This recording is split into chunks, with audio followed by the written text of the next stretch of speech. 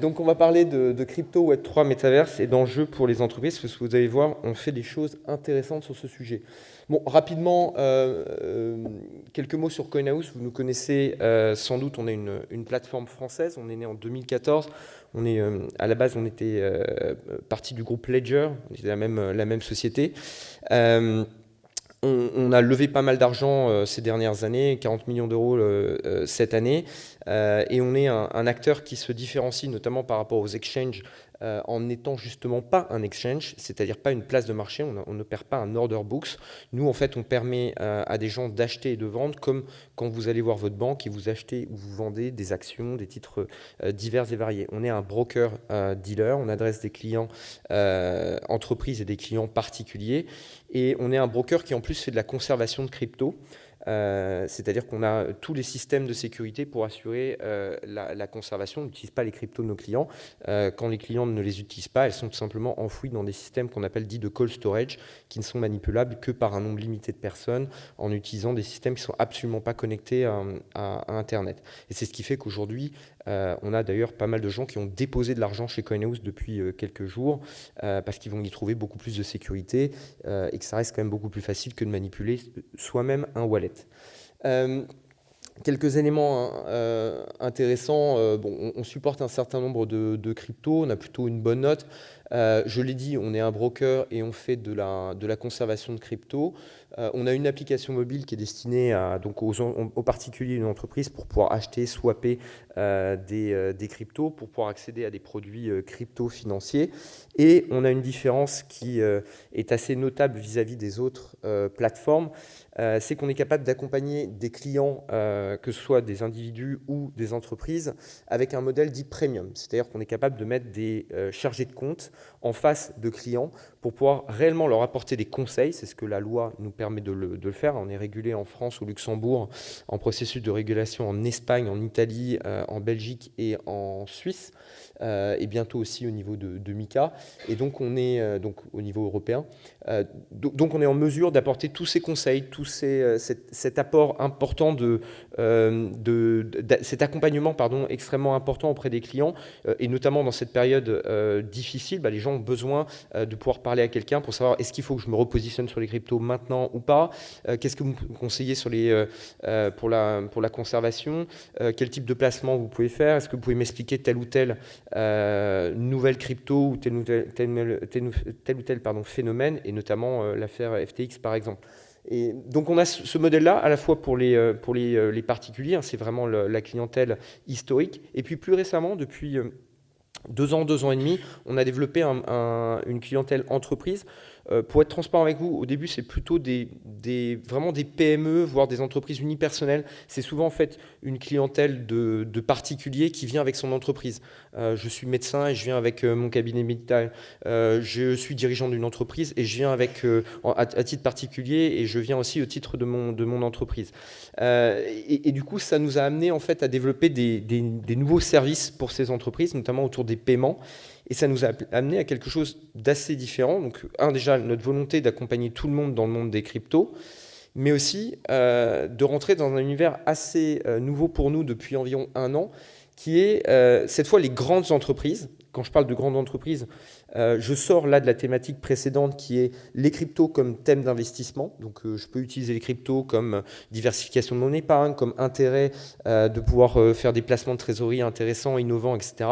Oui, certes, mais par ailleurs, il y a des besoins différents qui nous sont arrivés et qui, il s'avère, utilisent exactement les mêmes technologies, le même cœur technologique que ce qu'on développe pour tous nos autres clients. Et donc on s'est engouffré depuis le début de l'année dans cette voie. Alors quelles sont les demandes que l'on va voir de la part de tout un tas de secteurs très différents, des entreprises dans le monde du luxe, dans le monde de la distribution? La première, ça a été « j'ai besoin d'acquérir un land ». Donc un land, c'est quoi? C'est un terrain dans un métaverse. Donc l'un des premiers à nous l'avoir dit, c'est Carrefour. Il me le faut, c'était un vendredi soir, il me le faut pour lundi matin maximum parce que Bompard annonce. Donc du coup on l'a fait le soir même, on a acheté ce land, on l'aura paramétré, on l'aura livré. La conservation éventuellement de ce land, et depuis on a accompagné 19 grands groupes dans des acquisitions de land un peu partout, principalement des groupes du CAC 40 ainsi que des sociétés étrangères. Ensuite, le besoin évident, j'ai des euros et je voudrais acheter des cryptos pour faire des paiements, notamment des paiements internationaux. J'ai une filiale basée dans un pays et c'est beaucoup trop cher de la payer avec la monnaie locale, donc j'aimerais la payer en USDT ou en Bitcoin. Est-ce que vous pouvez faire ça? Oui. Je vends un objet et je me fais payer en crypto, mais je ne veux pas de crypto, donc je voudrais avoir des euros. Donc c'est l'opération inverse. Je voudrais vendre des NFT en carte bancaire. Globalement, je voudrais faire des transactions crypto. Et par rapport à tout ça, j'ai besoin de conseils, j'ai besoin que mes transactions soient régulières, c'est-à-dire qu'elles respectent un minimum la réglementation en vigueur en matière de KYC, Know Your Customer, et KYT, Know Your Transaction. Et donc, par rapport à tout ça, les demandes qu'on a, c'est ce que je vous ai dit. En tant que marque, ETK, je veux utiliser des NFT pour gérer mes stocks. En tant qu'user, j'aimerais bien acheter un NFT en CB, le recevoir sur mon wallet personnel, etc. etc. Et ben, on a apporté des solutions à tout ça. Donc, la première, je l'ai dit, c'est l'acquisition de laine. Donc, on l'a fait avec Carrefour, on l'a fait publiquement avec Unibail et avec d'autres marques, mais je pense que les autres, on est Swendy, donc je ne le dirai pas. On s'assure en fait de la conservation pour un certain nombre d'entre eux de ces NFT ou des lends. Bien évidemment, on n'est pas une société de conseil, on ne fait pas du design sur des lends, on n'est pas des créas, on travaille avec des partenaires qui le font, et donc on est là que pour un instant de raison, pour pouvoir garder ces lends. Après, ils doivent être travaillés et appropriés et gérés par les marques, mais on peut intervenir en tant que dans un processus de multi-signature, par exemple, pour la protection du lend. C'est-à-dire que la marque et une entreprise extérieure et CoinHouse peuvent gérer ensemble le lend et assurer la sécurité. Ça évite en fait qu'il soit confié qu'à une seule personne au sein d'une entreprise, ce qui peut poser des problèmes de vol, des problèmes de fraude interne, etc. L'autre opération que l'on adresse, c'est permettre à des entreprises d'accepter des paiements en crypto. Donc on a eu différents cas. Pour le groupe Lacoste, par exemple, on vient de réaliser une vente d'objets physiques payés en crypto.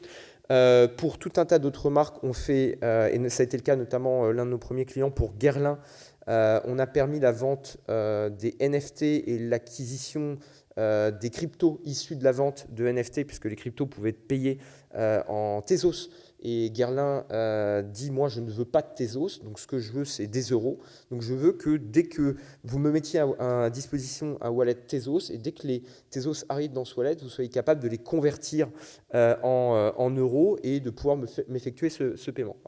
Donc c'est typiquement des choses qu'on a fait, et bien sûr on le fait en respectant la réglementation en vigueur, c'est-à-dire que quand vous avez un wallet qui se connecte pour faire une acquisition, vous avez besoin de comprendre quelle est la personne derrière. Vous ne pouvez pas toujours faire du KYC, ce n'est pas d'ailleurs une demande nécessairement de la réglementation.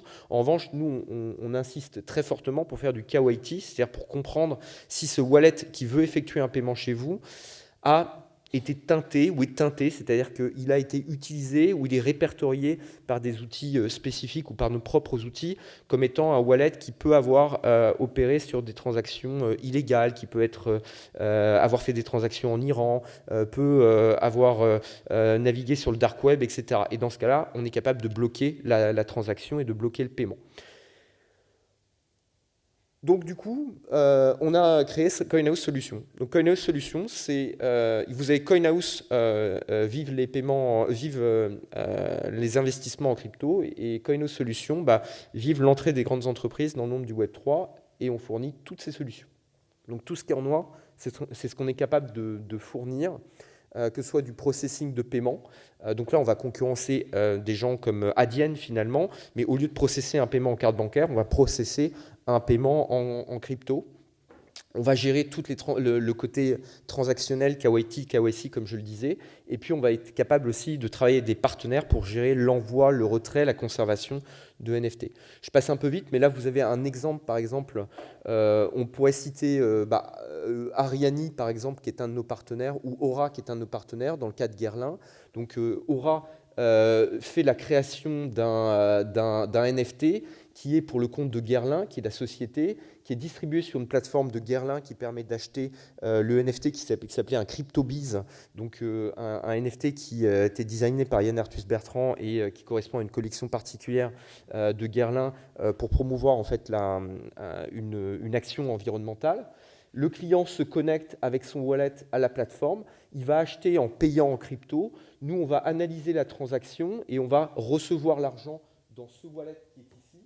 et on a deux options possibles. Soit on le convertit immédiatement en euros, et ensuite on paye le client, soit on est capable de le conserver, et donc le conserver le Tezos, le convertir en stablecoin et le conserver en stablecoin, et ensuite utiliser cet argent pour plus tard.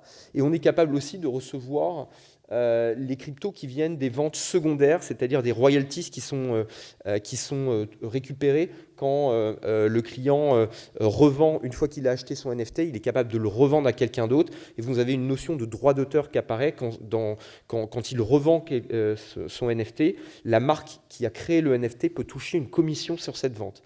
Et donc, ça permet de générer des revenus supplémentaires pour la marque. Un exemple, je vous invite à y aller. Alors, je dois quand même déclarer que l'abus d'alcool est dangereux pour la santé.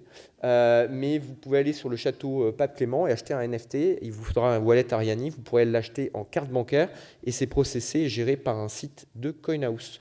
Voilà, et ça vous donnera droit à tout un tas de services et de bénéfices. Benefits, comme on dit en anglais, du château Pape Clément. Je vous remercie. Vous avez mes coordonnées ici. Voilà.